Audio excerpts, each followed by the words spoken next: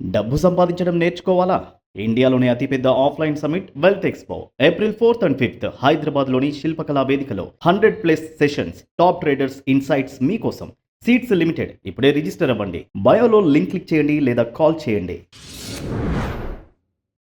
నమస్తే, నేను మీ రేవంత్ చలమల. సో ఇప్పటివరకు ఎఫ్ఎన్ఓ గురించి మాట్లాడినా, ట్రేడింగ్ గురించి మాట్లాడినా, స్టాక్ మార్కెట్ గురించి మాట్లాడినా కేవలం నేను ఒక్కడిని మాట్లాడటం మాత్రమే జరిగింది. కానీ ఇంకొక ట్రేడర్ని మన ముందర పెట్టుకొని ఈ టాపిక్ మీద కొంచెం డిబేట్ చేస్తే ఎలా ఉంటుందన్న ఆలోచనతోటి ఈరోజు లలితేంద్రనాథ్ గారు, ఆల్రెడీ మీకు పరిచయం ఉండే ఉంటారు, మన ఛానల్లో చాలా వీడియోస్ చేస్తూనే ఉన్నారు. అండ్ గోల్డెన్ రేషియో ప్రొఫైల్ అని ఒక ఇండికేటర్ తోటి మీ అందరిలోకి కూడా వచ్చారు. సో ఒకసారి ఈ trading related, F&O related, at the same time అసలు ఈ ఇండికేటర్, ట్రేడింగ్ వ్యూలో ఉండేటువంటి ఈ ఇండికేటర్ మన ట్రేడింగ్ జర్నీని ఎలా ఇంపాక్ట్ చేస్తుంది అన్న దాని గురించి మనం మాట్లాడే ప్రయత్నం చేద్దాం. హలో అండి. హలో అండి. ఇప్పుడు సపోర్ట్ అండ్ రెసిస్టెన్స్ కూడా మీరు డ్రా చేసేలాగా వస్తుంది ఆటోమేటిక్గా. So support and resistance draw చేయడంలో రకరకాల కాన్సెప్ట్స్ ఉంటాయి. కొంతమంది హెడ్ అంటారు, క్యాండిల్ అంటారు, రకరకాలుగా డ్రా చేస్తూ ఉంటారు. కొంతమంది 1 hour time frame, there are multiple time frames. ఇప్పుడు మీరు తీసుకున్న దాంట్లో సపోర్ట్ అండ్ రెసిస్టెన్స్ దేని బేసిస్ మీద డ్రా అవుతుంది? అది Fibonacci golden ratio. Oh, golden ratio basis. Okay. So అంటే అది క్యాండిల్ టాప్ దానికి అదంతా అస్సలు కుదరదు. ఓన్లీ ఫిబొనాకీ గోల్డెన్ రేషియోని బేస్ చేసుకుని వస్తాయి. ఏంటి డిఫరెన్స్ దానికి దీనికి? అంటే సక్సెస్ రేషియోలో ఏమైనా తేడా ఉంటుందా? అంటే ఇప్పుడు క్యాండిల్ బ్రేక్అవుట్ అనేది యాక్చువల్గా ఓకే, మీరు క్యాండిల్ తీసుకున్న, ఫిబొనాకీ గోల్డెన్ రేషియో తీసుకున్న, ఎండ్ ఆఫ్ ది డే అది ఒక టాప్ ఎండ్, అవును, ఒక బాటమ్ ఎండ్. ఓకే, ఓకేనా? సో జనరల్గా మనం బ్రేక్అవుట్ అనగానే ఏంటంటే ఒక హయ్యర్ ప్రైస్ కన్నా పైకి వెళ్తే we call it as a breakout. At least body close అయితే కూడా బ్రేక్అవుట్ అని కొంతమంది చెప్తారు.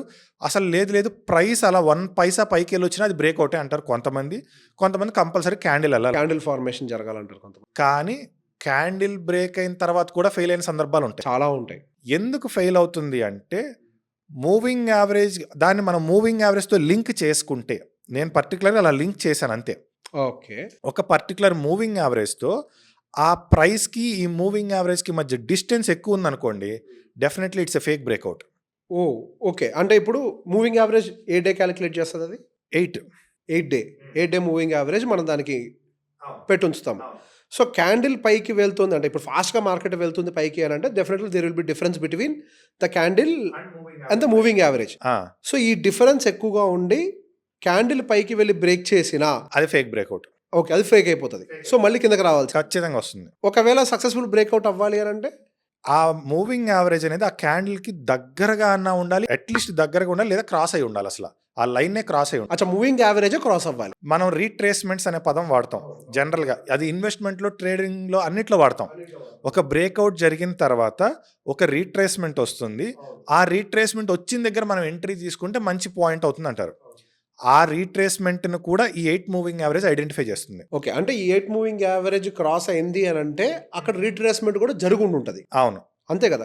ఇది క్రాస్ అయ్యే టైంకి అది జరుగుండి ఉంటుంది. అవును. సో బేసిక్ ఇప్పుడు ఏంటి, మనకి ఇండికేటర్లో సపోర్టు, రెసిస్టెన్స్, ఈ రెండు కూడా ఫిబో బేసిస్ మీద అది ఆటోమేటిక్గా డ్రా చేస్తుంది. అవును, అవును. ఇప్పుడు మనకి రెసిస్టెన్స్ బ్రేక్ అయింది అని అంటే అప్ సైడ్ మూమెంట్ రావడానికి మనకి ప్రాబబిలిటీ ఉంటుంది. ఆ అప్ సైడ్ మూమెంట్ కన్ఫర్మ్ చేయాలి అని అంటే జస్ట్ క్యాండిల్ ఒకటి బ్రేక్ అవటం కాదు, మనకు ఆ మూవింగ్ యావరేజ్ కూడా పైకి వెళ్ళి క్లోజ్ అవ్వాలి ఆ డే క్యాండిల్లో. అక్కడ క్లోజ్ అయింది అని అంటే we can confirm it is a successful breakout. ఇప్పుడు అక్కడికి వెళ్ళి క్లోజ్ అయిన తర్వాత కూడా రివర్స్ అవ్వచ్చు కదా. అవుతుంది.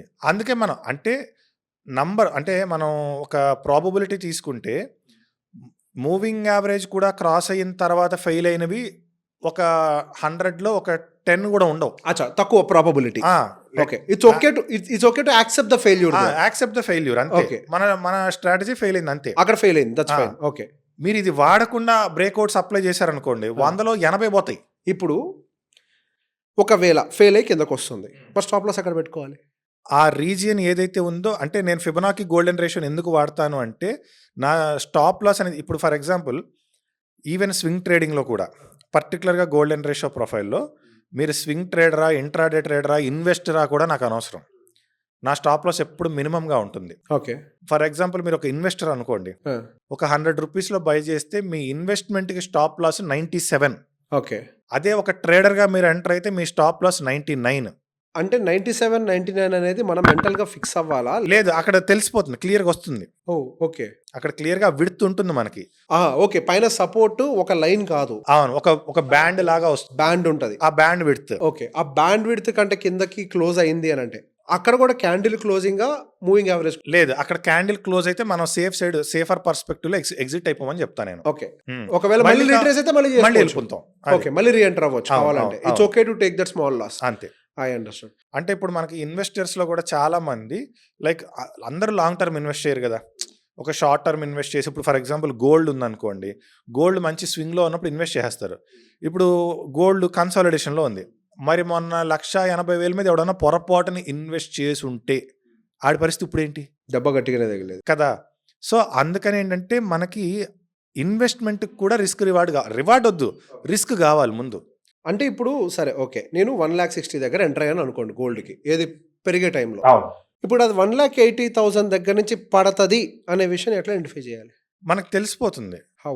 మనకి అక్కడ ఇండికేటర్‌లో ట్రెండ్ డ్రా చేసి అచ్చా అక్కడ మనకి గ్యాన్ ఫ్యాన్ మ్మ్. మనకు చెప్పేస్తది. ఓకే. వచ్చేస్తుంది. అంటే ఇప్పుడు ఎంట్రీ తీసుకునేటప్పుడు మనకి రెసిస్టెన్స్ బ్రేక్ అయ్యి మూవింగ్ యావరేజ్ తీసుకుంటే మనకి ఎంట్రీ వస్తది. ఆ తర్వాత గ్యాన్ ఫ్యాన్ ఎక్కడి నుంచి రివర్సల్ అవ్వచ్చు అంటే నేను పర్టికులర్గా ఇంట్రాడే ట్రేడింగ్ కి మాత్రమే గ్యాన్ ఫాన్ వాడతాను. ఓకే. నేను స్వింగ్ ట్రేడింగ్ కానీ ఇన్వెస్ట్మెంట్ కానీ రిగ్రెషన్ ట్రెండ్ అనేది ఒకటి వాడతాను. Regression trend. ఎస్. దానికి మళ్ళీ ఫిబొనాకీ ఛానల్ అని ఇంకోటి ఉంటుంది, దాన్ని అప్లై చేస్తాను. ఈ రెండింటిని కాంబినేషన్ వాడతాను.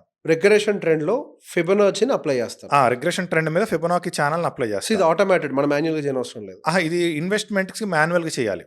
ఓకే. ఇన్వెస్ట్మెంట్స్ కి మనం మాన్యువల్ గా గా ఓన్లీ ఇంట్రాడే ట్రేడింగ్ కి మన ఫుల్లీ ఆటోమేటెడ్. ఓకే. ఇన్వెస్ట్మెంట్స్ కి మనం మాన్యువల్ గా డ్రా చేయాలి. ఓకే. ఇన్వెస్ట్మెంట్ కి మనం ఎప్పుడో ఒకసారి కదా డ్రా చేసి ఒకసారి డ్రా చేసి వదిలేస్తాం. Hmm. సో దాన్ని మనం మానిటర్ చేసుకోవచ్చు. Okay, Okay. Market reversal point ఎక్కడ ఉంటుంది ఓకే. ఏంటి అనేది మనం అర్థం చేసుకోవచ్చు. ఓకే. ఒకవేళ రివర్సల్ పాయింట్ దగ్గర రివర్స్ అవ్వకుండా బ్రేక్ అయింది అనుకోండి, మళ్ళీ రీ ఎంట్రీ. Re entry. అక్కడ ఆల్రెడీ స్టాప్ లాస్ ఒకటి పెట్టుకొని మళ్ళీ రీ ఎంట్రీ. ఆ కొద్దిగా స్లిప్పేజ్ చార్జెస్ అని కూడా వదిలేయాలి. అంతే. ఓకే. ప్రాఫిట్ బుక్ చేసుకొని వెయిట్ చేసి బ్రేక్అవుట్ వస్తే ఎంట్రీ, లేదంటే రీట్రేస్ అయిపోతుంది. అంతే. కిందకి వచ్చినప్పుడు సపోర్ట్స్ లో మళ్ళీ ఎంటర్ అవ్వచ్చు. అవును. స్వింగ్ ట్రేడింగ్ పాయింట్ ఆఫ్ వ్యూలో దాంట్లో ఉపయోగపడుతుంది. స్వింగ్ ఇన్వెస్ట్మెంట్ రెండింటికి అదే. ఓకే. రెండింటికి. సో బేసిక్ ఇప్పుడు ఓకే. ఇప్పుడు నేను ఈ గోల్డెన్ రేషియో ప్రొఫైల్ సాఫ్ట్వేర్ అదే ఇండికేటర్ని ట్రేడింగ్ వ్యూలో ఐ విల్ టేక్ దట్ అని అనుకుందాం. తీసుకున్న తర్వాత ద బిగ్గెస్ట్ ఛాలెంజ్ ఏంటి అని అంటే హౌ టు యూస్ ఇట్. అవును. ఈ హౌ టు యూస్కి బాధ్యత ఎవరు తీసుకుంటారు? మరి మనమే కదా తీసుకోవాలి. బిల్డ్ చేసింది నేను కాబట్టి నేను తీసుకోవాలి. అంటే యూ ట్రైన్ దెమ్ పర్సనల్లీ? అంటే నేను ఒకప్పుడు 1-to-1 పర్సనల్గా ట్రైన్ చేశాను. బట్ తర్వాత నాకు కొంచెం హెల్త్ ఇష్యూస్ రావడం వల్ల ఇప్పుడు ఏంటంటే ఓన్లీ రికార్డింగ్స్ ఇచ్చేసి డౌట్స్ అనేవి పర్సనల్గా క్లియర్ చేస్తున్నాను. ఏదైనా డౌట్ ఉంటే దే కెన్ ఆస్క్ ఖచ్చితంగా పర్సన్. ఓకే. అంటే డౌట్స్ లో కూడా మనకి ఇప్పుడు ఏంటంటే, ఇప్పుడు ఎవరన్నా ఒకళ్ళిద్దరు ఒకటే డౌట్ అడిగారు అనుకోండి, దాన్ని మనం మళ్ళీ రికార్డింగ్ చేసి ఇచ్చాం అనుకోండి, అది అందరికి ఉపయోగపడుతుంది. So you are developing that system over the period of time. అవును. ఓకే. సో బేసిక్ ఇది only not for trading, this can be used for swing trading, this can be used for investment also. Okay. ఆఖరికి ఒక ప్రశ్న sir, ఇప్పుడు trading అనేది అందరికీ suitable product అవ్వదు యూజువల్గా. It is not everyone's cup of tea. So పర్టికులర్గా ఇప్పుడు మీరు ఒక టూల్ని డిజైన్ చేశారు. We can say it is a tool than an indicator. అవును. ఒక టూల్ని డిజైన్ చేశారు. సో ఈ టూల్ పర్టికులర్గా సూట్ అయ్యేది ఎవరికి? సో ఫస్ట్ పాయింట్ ఏంటంటే, నేను చెప్పేది ఏంటంటే, సబ్జెక్ట్ ఫాలో అవుతాము అనుకునే వాళ్ళకి ఇది బాగా హెల్ప్ అవుతుంది. ఓకే. సబ్జెక్ట్ ఫాలో అయితే మనీ మన వెనకాల ఫాలో అవుతుంది. అంటే మనం దాన్ని నేర్చుకోవాలి అని ఇంట్రెస్ట్ ఉంటే అంతేగాని ఇప్పుడు నేను ఈ టూల్ తీసేసుకుంటా, రేపటి నుంచి నాకు ప్రాఫిట్స్ వచ్చేస్తాయి, నేను ఇంకా బై సెల్ చేసుకుంటా కూర్చుంటా అంటే గ్యాంబ్లింగ్ అవుతుంది. అసలు అనవసరం. అది గ్యాంబ్లింగ్. అది నేర్చుకొని చేస్తే వ్యాపారం, తెలియకుండా చేస్తే గ్యాంబ్లింగ్. ఓకే. అది. సో గ్యాంబ్లింగ్ మెంటాలిటీ ఉన్న వాళ్ళకి ఇది అసలు అనవసరం. ఓకే. అది. ఓకే. సో మన ఏంటంటే పద్ధతిగా, ఓకే అసలు ఈ స్టాక్ మార్కెట్ అంటే ఏంటి, ఈ బిజినెస్ని మనం ఎలా చేసుకోవాలి. సో ఫర్దర్గా అంటే ఇప్పుడు నేను పర్టికులర్గా నేను స్టాక్ మార్కెట్లో ఉండాలి, ఇక దిగకూడదు, ఈ ఫీల్డ్ నుంచి బయటకు వెళ్ళకూడదని ఫిక్స్ అయినప్పుడు నేను అనుకుంది ఏంటంటే, ఇప్పుడు మనకి బిజినెస్లు చేసేవాళ్ళు చాలామంది ఉంటారు. వాళ్ళ బిజినెస్ని వాళ్ళ తర్వాత తరాలకు ఇస్తారు. ఇప్పుడు మనం జాబ్స్లో ఉండిపోతే మన పిల్లలు జాబ్ చేస్తారు, ఆడపిల్లలు జాబ్ చేస్తారు. సో మనకంటూ ఒక బిజినెస్ సెటప్ మనం ప్లాన్ చేసుకోవాలి అన్న ఉద్దేశంతో నేను ఇది డిజైన్ చేసుకోవడం జరిగింది. సో ఇప్పుడు యాజ్ ఎ ట్రేడర్గా నా ప్లాన్ ఏంటంటే నా ఫర్దర్ జనరేషన్స్ నా బిజినెస్ మోడల్ కంటిన్యూ చేసుకోవాలి. ఓకే. అలా మీకు కూడా ఇప్పుడు ట్రేడింగ్ అనేది మీరు నేర్చుకుంటే మీ నెక్స్ట్ జనరేషన్స్ కూడా ఇది ఇవ్వగలను అనే థాట్ ప్రాసెస్ ఉంటే then choose for golden ratio profile. Okay. లేదు బాబు నేను రోజు 100 సంపాదిస్తా 1000 సంపాదిస్తా అసలు ట్రేడింగ్ రావద్దు వాళ్ళు. అసలు వద్దు, మనకు అసలు ట్రేడింగే చేయొద్దు. అది వద్దు. అది ఓకే. థ్యాంక్ యూ అండి. Thank you so much. చాలా ఇన్ఫర్మేషన్ మీ దగ్గర నుంచి తీసుకున్నాం. Thank you. Going further will do much more videos and ఇండివిజువల్గా ఒక్కొక్క ఇండికేటర్స్ గురించి దాని వెనకాల ఉండే ఆదర్ పర్స్పెక్టివ్ గురించి going further will do indicator based videos. Okay, sure. Thank you. Thank you.